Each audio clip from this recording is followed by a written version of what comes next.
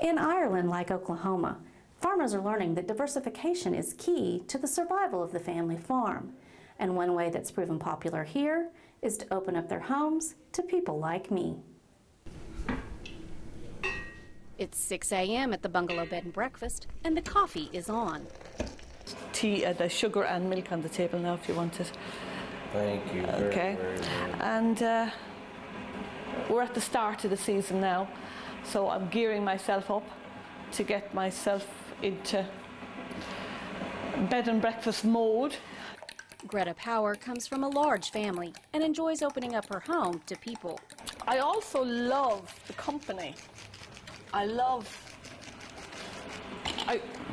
Again, because I grew up in a big family, there was 9 of us, I was always used to having a lot of children, or a lot of activity around the house. And the bed and breakfast kind of helps me with that. There's always company in the house. And part of the stay at Greta's B&B is experiencing the local flavor. Again, a farmhouse bed and breakfast can be a little bit different to,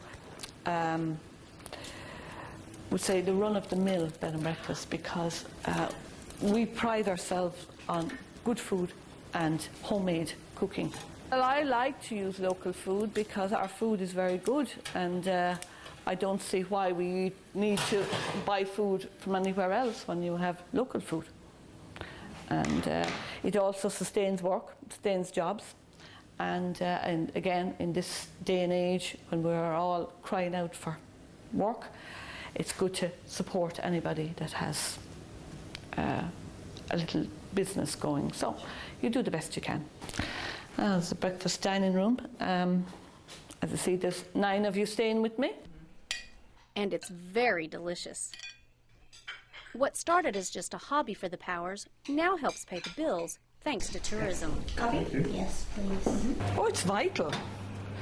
Because what it is it brings in, I think like most farms all around the world, we all need a second income, especially on a dry stock farm, which is what we are.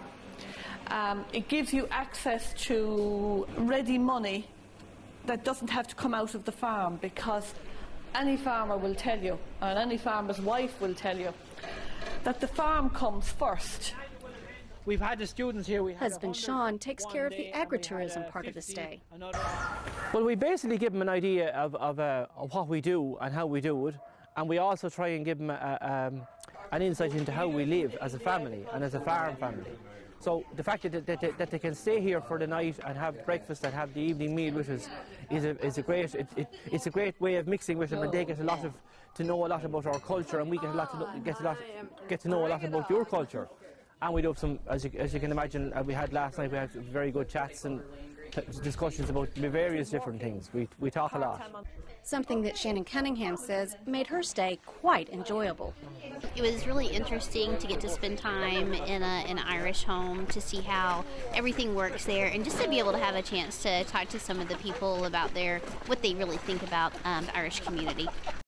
Now Greta and Sean would like to pass their farm down to one of their children, but who knows if they'll still be around when Greta and Sean are ready to retire. You know, there's heartbreaking scenes if you go up to Dublin Airport and you see parents saying goodbye to their children. It's very difficult. The problem is, you see, we have our children extremely well educated, but there's no jobs. Now, like Oklahoma, Ireland is seeing an increase in young people leaving the farm and moving to the urban areas. But at Lochard Farm, the children are still coming back to lend a helping hand. A trend that William Noble says goes back generations. As I say, we have had the 5 generations, or my grandfather, my father, myself, my son and my grandson. And here, and how much longer it will carry on then, I don't know. And I'm afraid farming's a different ball game now as it was when I was a young lad.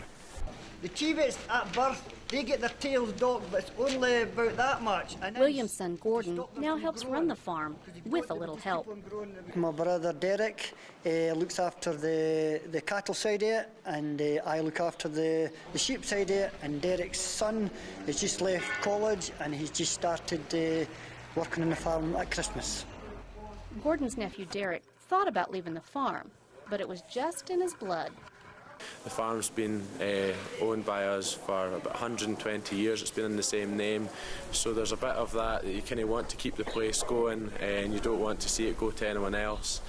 So yeah, there's a bit of loyalty there as well. For Derek, it's really about the location.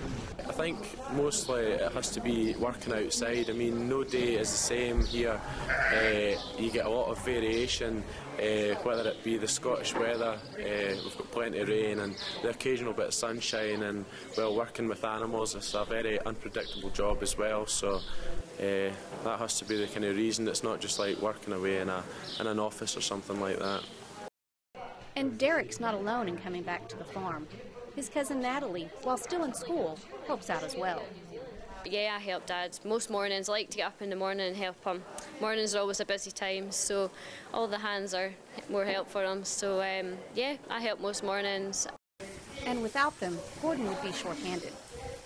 Yes, it would be difficult because we'd need to then employ extra staff, and doesn't matter what staff you have now, it costs a lot of money, like, and in the farming industry the money's just not really there at the moment. And having Natalie around comes in handy. My daughter's actually training to be a nurse, and she quite likes working with the lambing ewes, and if I need to give them any injections and that, she likes them doing that. Oh. Gordon knows that even when Natalie does leave the farm, there will still be a noble carrying on this family's farming tradition. I'd like to think so anyway. Obviously, you need to wait and see. You never know what the future holds, but I intend to anyway. We'll just see how things go.